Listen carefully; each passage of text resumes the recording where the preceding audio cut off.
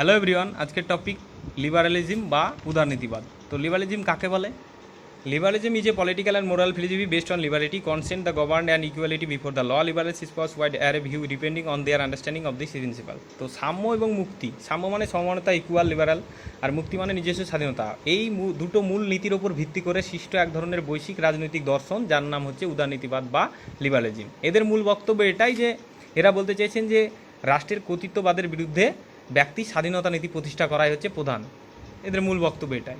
ঠিক আছে, নেক্সট আছে according to Hobhouse, idealism is the ideology building society based on the self governing ability of the individual. তো Hobhouse একটা সংজ্ঞা দিয়েছেন উদারনীতিবাদের, সেটা তিনি কি বলেছেন যে ব্যক্তিত্বের আত্মপরিচালনা ক্ষমতার উপর ভিত্তি করে সমাজ গঠনের আদর্শকে উদারনীতিবাদ বলে। যে ব্যক্তি নিজস্ব স্বাধীন মতামত পরিচালনা, সেই নীতিটার উপর ভিত্তি করে তার সংজ্ঞাটা তিনি দিয়েছেন। নেক্সট বলে যে কি liberalism seems to exclude first the individual then the state. তো উদারনীতিবাদরা মনে করেন যে আগে ব্যক্তি পরে রাষ্ট্র। যেমন প্রত্যেকটা ধর্মেও বলা হয়েছে জীবকে বেশি প্রাধান্য দেওয়া হয়েছে, কারণ জীব যদি না থাকে তাহলে ধর্মের কোনো দরকার নেই, সেরকমই বা কে পালন করবে, সেরকমই উদারনীতিবাদরা বলেছেন যে আগে ব্যক্তি পরে রাষ্ট্র, কারণ ব্যক্তি যদি না থাকে তাহলে রাষ্ট্রের কোনো দরকার নেই। Okay, according to this theory the state of for the individual, not the individual for the state. তা এই তত্ত্ব অনুযায়ী তারা কি বলেছেন যে ব্যক্তির জন্য রাষ্ট্র, রাষ্ট্রের জন্য ব্যক্তি নয়। ওকে, তো থ্রি টাইপস অফ লিবারালিজম, তিন প্রকার লিবারালিজম সম্বন্ধে আলোচনা দেখবে সিলেবাসে রয়েছে, বা এখান থেকেই কোশ্চেন আসবে কোন ভাগে কী নিয়ে আলোচনা করছে, এই বেসিসেই কোশ্চেন দেয়। তো ফার্স্টে আছে ক্লাসিক্যাল লিবারালিজম। ক্লাসিক্যাল লিবারালিজম হচ্ছে ধ্রুপদী উদারনীতিবাদ। তো এরা কি বলেছেন? এরা বলেছেন যে ক্লাসিক্যাল লিবারালিজম যে political ideology that the protect individual freedoms and economic freedom by limiting government power. তো এরা কি বোঝাতে চেয়েছেন? এরা বলেছেন যে রাজনৈতিক মতাদর্শ বা যা সরকারি ক্ষমতাকে সীমাবদ্ধ রেখে স্বতন্ত্র স্বাধীনতা এবং অর্থনৈতিক স্বাধীনতাকে সুরক্ষা দেওয়াই হচ্ছে এদের মূল বক্তব্য। ওকে, নেক্সট বলেছে classical liberalism hold that the only Real freedom is freedom for কোয়ারশন and the state intervention in the economy is the coercive power that restrict the economic freedom of individual, and so it should be avoided as far as possible. তো next তারা কি এই পয়েন্টটা কি বলেছেন? যে তারা বলেছেন যে একমাত্র আসল স্বাধীনতা হলো জবরদস্তি থেকে মুক্তি, মানে জবরদস্তি থেকে মুক্তিকে তারা স্বাধীনতা বলেছেন, এবং অর্থনীতিতে রাষ্ট্রীয় হস্তক্ষেপ বা কোনো বাধ্যবাধকতা শক্তি এই সমস্ত দিকে বা অর্থনৈতিক ব্যাপারে সরকারের যদি কোনো সীমাবদ্ধতা রাখে তাহলে সেগুলো না করাই হচ্ছে এদের মূল বক্তব্য, বা সেগুলো থেকে বিরত থাকতে হবে সেটাই বলেছেন। বা ইকোনমিক পাওয়ার মানে ইকোনমিক পলিসি থেকেও যাতে সরকারি হস্তক্ষেপে কোনো সীমাবদ্ধতা না রাখে বা মুক্তভাবে সেটা পরিচালনা করে, সেটাই বোঝাতে চেয়েছেন। তারপর নেক্সট পয়েন্টে it is favourless is fair economic policy and oppose the welfare state. এবং নেক্সট পয়েন্টে তারা বলেছেন যে লয়েস যে সুষ্ঠু অর্থনৈতিকের পক্ষে এবং কল্যাণ রাষ্ট্রের বিরোধিতা করে, বা এই দুটো নীতির ওপর তারা তাদের মতামতটাকে আলোচনা করেছেন। নেক্সট যে আছে সেটা হচ্ছে example laces fair economic policy, বা এরা অ্যাকচুয়ালি ক্লাসিক্যাল লিবারালিজমে দেখবে যে অর্থনৈতিক ব্যাপারে বেশি গুরুত্ব দিয়েছে বা অর্থনৈতিক ব্যাপারটাকে নিয়েই আলোচনা করেছে। And oppose the welfare state, এবং তারা কি বলেছেন যে রাষ্ট্র কর্তৃক কল্যাণমূলক পরিষেবা এবং নাগরিকদের কল্যাণের জন্য প্রাথমিক দায়িত্ব পালন করতে হবে সরকারকে, এটাই বলেছেন। নেক্সট আছে সোশ্যাল লিবারালিজম। তো সোশ্যাল লিবারালিজম কি? সোশ্যাল লিবারালিজম মানে হচ্ছে সামাজিক উদারনীতিবাদ। তো এদের বক্তব্য কি? এরা বলেছেন যে social liberalism is a political doctrine of believe that there must be social justice individual freedom.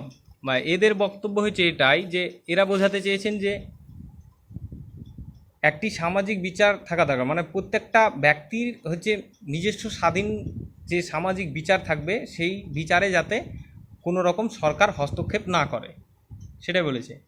Next যেটা আছে সেটা বলেছে it is argue the government must taken an active role in promoting the freedom and citizens, and that real freedom can only exist when citizens are healthy, educated, free from poverty. তো next যেটা বলা হয়েছে যে সেখানে তারা কি বলেছেন যে সরকারকে স্বাধীনতার ব্যাপারে অবশ্যই সক্রিয় থাকতে হবে, বা নাগরিকরা যাতে সুষ্ঠুভাবে তাদের পরিষেবা পায় সেই দিকে লক্ষ্য রাখতে হবে, বা শিক্ষা ব্যাপারে যাতে তারা কোনো রকম ত্রুটি না থাকে সেই দিকেও লক্ষ্য রাখতে হবে, সেটাই বলেছে। বা নাগরিকদের নিজস্ব এইসব ব্যাপারে স্বাধীনতা দিতে হবে। ঠিক আছে, নেক্সট আছে social liberals believe that the freedom can be ensured when governments guarantee the right of education, health, living wage in addition to other responsibilities such as laws against discrimination of housing and employment, laws against pollution of the environment and the professional welfare all of which would supported by progressive taxation system. অর্থাৎ কি, যে সামাজিক উদারপন্থীরা আরও বলেছেন যে কি, যে সরকার যখন শিক্ষা, তারপর স্বাস্থ্যসেবা, জীবিকা নির্বাহ বা যে কোনো কর্মসংস্থানের ব্যাপারে বা পোভার্টি, দরিদ্রতার ব্যাপারে সব দিকে যাতে সমানভাবে হস্তক্ষেপ করে বা সেই দিকটাকে এক কথায় লক্ষ্য রাখে বা সেই দিকে যাতে তাদের পূর্ণ স্বাধীনতা থাকে, সেটাই বলা হয়েছে। এক্সাম্পল হিসাবে বলা হয়েছে ফ্রিডম অফ সিটিজেন্স। অর্থাৎ সোশ্যাল লিবারালিজমরা অ্যাকচুয়ালি ব্যক্তি স্বাধীনতার দিকটাকে বেশি প্রাধান্য দিয়েছেন বা ব্যক্তি স্বাধীনতা ব্যাপারে যেসব দিকগুলো পড়ে সেগুলোই আলোচনা করা হয়েছে সোশ্যাল লিবারালিজমে। অর্থাৎ ব্যক্তি স্বাধীনতার ব্যাপারে যে সেটা তাদের সামাজিক ব্যাপার হোক কিংবা তাদের ইকোনমিক ব্যাপার হোক বা তাদের জীবনযাপনের যে কোনো দিক, সব কিছুর স্বাধীনতার ব্যাপারগুলো সোশ্যাল লিবারালিজমে আলোচনা করা হয়েছে। নেক্সট আছে কনসারভেটিভ লিবারালিজম। তো কনসারভেটিভ লিবারালিজম মানে কি, এটা হচ্ছে রক্ষণশীল উদারনীতিবাদ। তো রক্ষণশীল এখানে বলে যে ওই দুটোতে যেমন ক্লাসিক্যাল লিবারালিজমে ইকোনমিক দিকটাকে আলোচনা করলো, সোশ্যাল লিবারালিজমে ব্যক্তি স্বাধীনতার দিকটা আলোচনা করছে, তো এরকম কনসারভেটিভ লিবারালিজমে রক্ষণশীল ব্যাপারটা বা প্রত্যেকটা দেশের যে ঐতিহ্য বা কোনো রকম ধর্মের যে ব্যাপার বা কোনো রকম কর্তৃত্ব স্থাপন, সেই সব ব্যাপারে লক্ষ্য রাখতে হবে বা এই সব ব্যাপারে যাতে কোনো রকম বিঘ্ন না ঘটে সেই দিকটা লক্ষ্য রাখতে হবে।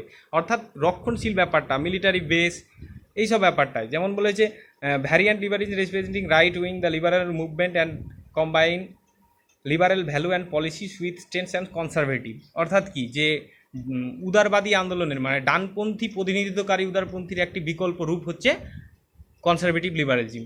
ওকে, ডানপন্থী প্রতিনিধিত্বকারী উদারপন্থার যে রূপগুলো, তার বিকল্পিক রূপই হচ্ছে কনসারভেটিভ লিবারালিজম। অর্থাৎ উদারনীতিবাদরা অ্যাকচুয়ালি ডিফেন্স ব্যাপার বা রক্ষণশীল ব্যাপারটাকে বেশি গুরুত্ব দিয়েছেন। It also differs from libertarianism is that less radical in the economic program and support an active defense policy or military intervention। অর্থাৎ মিলিটারি ইন্টারভেনশন দিকেও বা সেরকম ঐতিহ্যগুলোতে বা ধর্মের ব্যাপারে সেই সব দিকে যে রক্ষণশীল ব্যাপারটা, সেটাই এদের মূল আলোচ্য বিষয়। যেমন এক্সাম্পল হিসাবে রাইট উইং লিবারাল মুভমেন্ট মানে ডানপন্থী, মানে অ্যাকচুয়ালি হচ্ছে ডানপন্থী যে প্রতিনিধিত্বকারী উদারপন্থা, সেই দিকটা হলো কনসারভেটিভ বা সেটাই হলো কনসারভেটিভ। অর্থাৎ রক্ষণশীল ব্যাপারের যে দিকগুলো আছে সেগুলো সব কিছুই কনসারভেটিভ লিবারালিজমের মধ্যে পড়ে। ঠিক আছে, তো এগুলোই দেখবে যে কোন ভাগ কী নিয়ে আলোচনা করেছে, এই সব বেশি সেই কোশ্চেন হয়, তবে বেশি কোশ্চেন লিবারালিজম থেকে হয় না। তো আশা করি ভিডিওটা দেখলে অবশ্যই বুঝতে পারবে। তো থ্যাংক ইউ।